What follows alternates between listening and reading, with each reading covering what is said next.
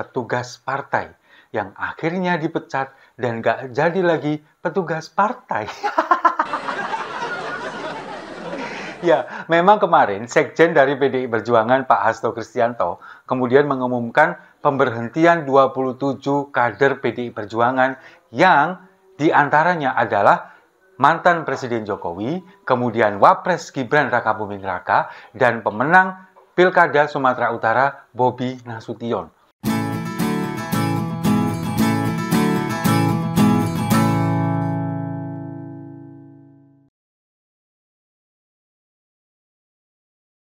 Saya tegaskan kembali bahwa Pak Jokowi dan keluarga sudah tidak lagi menjadi bagian dari PDI Perjuangan karena cita-cita partai yang diperjuangkan sejak pada masa Bung Karno, sejak PNI ketika kita membangun Republik ini sudah tidak lagi sejalan di dalam kebijakan dan praktek-praktek politiknya.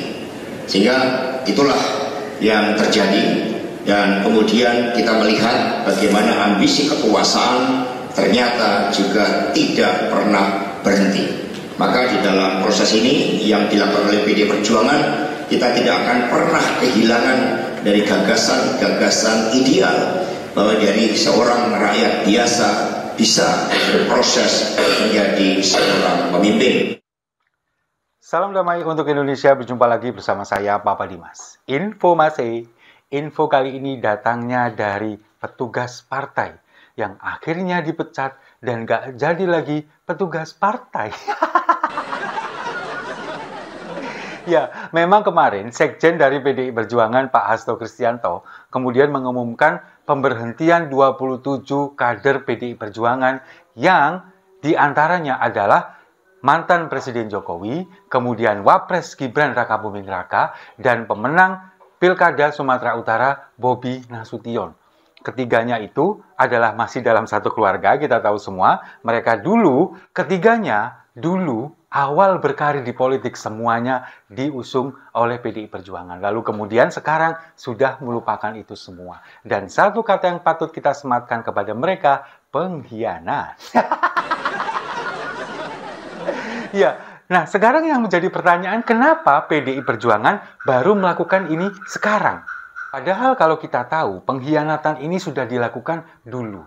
Nah, jadi dalam pandangan saya, mungkin begini, kalau misalkan PDI Perjuangan ini melakukan dulu, ketika Presiden Jokowi belum lengser, kemudian ketika Gibran masih mencalonkan diri menjadi wakil presiden, mungkin akan timbul playing victim. Seolah-olah kemudian Presiden Jokowi ini dizolimi, kemudian Gibran juga dizolimi, seolah-olah PDI Perjuangan ini adalah partai yang kemudian mencampakkan mereka. Itu yang akan menjadi framing atau akan menjadi sebuah narasi yang akan dihembuskan oleh kubu mereka. Saya meyakini itu. Makanya sekarang ketika Presiden Jokowi sudah lengser, sudah tidak lagi menjadi presiden, lalu kemudian Gibran sekarang juga sudah menjadi wakil presiden, diusung oleh Kim, lalu kemudian Bobi Nasution juga sudah menjadi gubernur terpilih, pemenang pilkada di 2024 Sumatera Utara didukung oleh Partai Golkar.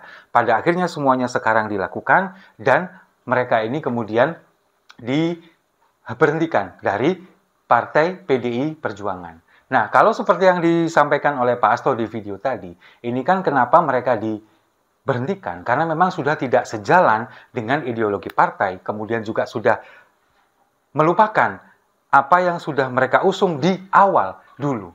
Bahkan tadi ini di video ini terlalu panjang, akhirnya saya potong, tapi ada juga beberapa pernyataan dari Pak Hasto yang mengatakan bahwa di Raker PDI Perjuangan yang tahun lalu, ini kan juga sudah menyampaikan permohonan maaf bahwa ada pemimpin yang kemudian mengecewakan masyarakat, tidak amanah, kemudian juga menobrak-abrik demokrasi. Nah, sekarang kalau kita melihat PDI Perjuangan hari ini, mereka juga tidak akan tinggal diam dengan apa yang sudah dilakukan oleh Pak Jokowi dan juga keluarganya.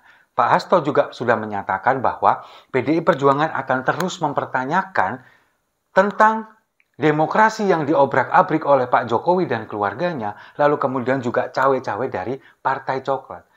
Kalau kita melihat dari awal bagaimana Mahkamah Konstitusi, hukum yang diobrak-abrik, kemudian merubah ambang batas pencalonan presiden dan wakil presiden pada waktu itu, disitulah awal mulanya.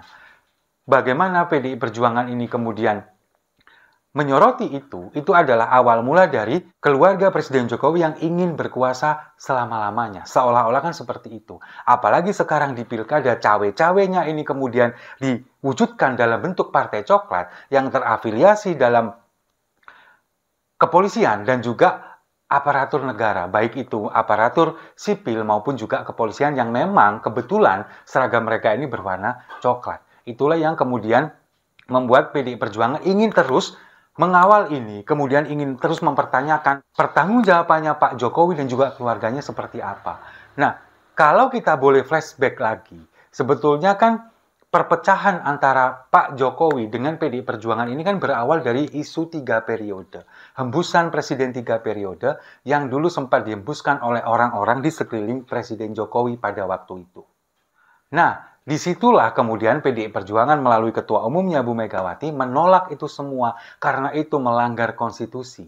Misalkan pun itu dirubah, akan melakukan amandemen undang-undang. Sebetulnya kalau misalkan dulu itu dipenuhi oleh Ibu Megawati, sebetulnya sangat amat menguntungkan dari PDI Perjuangan sendiri. Sebetulnya, karena Presiden Jokowi pada waktu itu masih kader dari PDI Perjuangan, kemudian bisa memperpanjang masa jabatan presiden selama 3 periode, kemudian PDI Perjuangan juga akan berkuasa selama 3 periode, kan seharusnya seperti itu. Tapi, karena Ibu Mega orangnya bukan seperti itu, taat dengan konstitusi, ya kalau misalkan mau berkuasa lagi melalui jalur kontestasi di Pilpres, itu yang dilakukan oleh Ibu Mega. Itulah yang kemudian membuat Pak Jokowi pada waktu itu kemudian mencoba menunda pemilu dengan alasan COVID, lalu kemudian juga gagal juga, dan pada akhirnya menggunakan cara-cara yang licik, kemudian menggunakan cara-cara yang pada akhirnya juga menggembosi demokrasi, lalu kemudian sekarang menggunakan cawe-cawe melalui partai coklat, dan sepertinya sejauh ini ada beberapa yang berhasil, meskipun nggak berhasil semuanya dan nggak berhasil 100%. Nah, kemudian di media sosial hari ini kan beredar juga para pemuja Presiden Jokowi yang mengatakan bahwa pada akhirnya tidak lagi menjadi petugas partai. Baguslah seperti itu. Baguslah sudah nggak lagi menjadi petugas partai.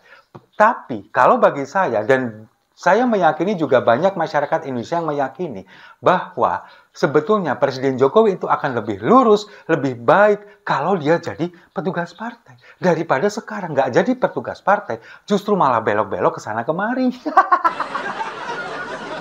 Bayangkan coba, dulu ketika masih menjadi petugas partai, semua pemerintahan berjalan lancar, kemudian pembangunan juga sangat bagus, lalu kemudian kebijakan-kebijakan meskipun tidak 100% ini semuanya pro rakyat, pembangunan juga seperti itu. Tapi bagaimana ketika Presiden Jokowi mulai menginginkan 3 periode, kemudian menginginkan penundaan pemilu dan pada akhirnya mengotak-atik konstitusi, undang-undang yang ada di Mahkamah Konstitusi dirubah. Coba kita lihat, sampai sekarang, setelah tidak menjadi petugas partai, belok-belok ke sana kemari, semuanya ditabrak, nggak punya aturan, seolah-olah meletakkan segala ideologinya. Itu yang terjadi sekarang.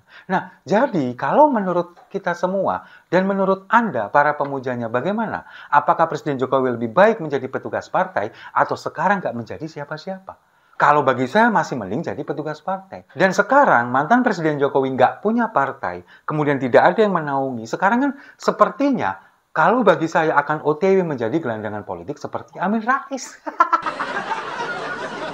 Padahal ya, dulu ketika Presiden Jokowi masih lurus, saya pernah berangan-angan bahwa nanti ketika Presiden Jokowi lengser, kemudian seluruh masyarakat Indonesia ini bersedih seolah-olah melepaskan sosok pemimpin terbaik setelah Presiden Soekarno dengan segala macam pembangunannya, dengan segala macam apa yang dilakukan kebijakannya. Kemudian pernah berangan-angan bahwa Presiden Jokowi dulu akan menjadi Sekjen PBB setelah menjabat sebagai Presiden. Tapi semuanya itu sirna di tahun 2023 ketika anaknya didorong untuk menjadi Wakil Presiden dengan merubah aturan, mengotak-atik konstitusi. pada akhirnya sampai sekarang ya kita kecewa. Dan sekarang kita melihat bagaimana Presiden Jokowi yang dulu kita harapkan untuk menjadi seorang sekjen PBB, sekarang hanya menjadi seorang jurkam level kota, kabupaten, kemudian di level gubernur, lalu juga membuka jasa penitipan di mana-mana. Itu yang terjadi. Tapi ya itulah karma yang harus diterima oleh Presiden Jokowi dan keluarganya. Dan sekali lagi saya mengatakan bahwa petugas partai masih lebih baik daripada tidak menjadi apa-apa seperti sekarang. Setuju ya? Kalau setuju, mari kita minum kopinya sama-sama. Saya rasa itu. Terima kasih sudah menyimak. Jangan lupa like, komen, dan subscribe. Sampai jumpa di video-video saya selanjutnya. Jangan tegak lurus pada yang bengkok.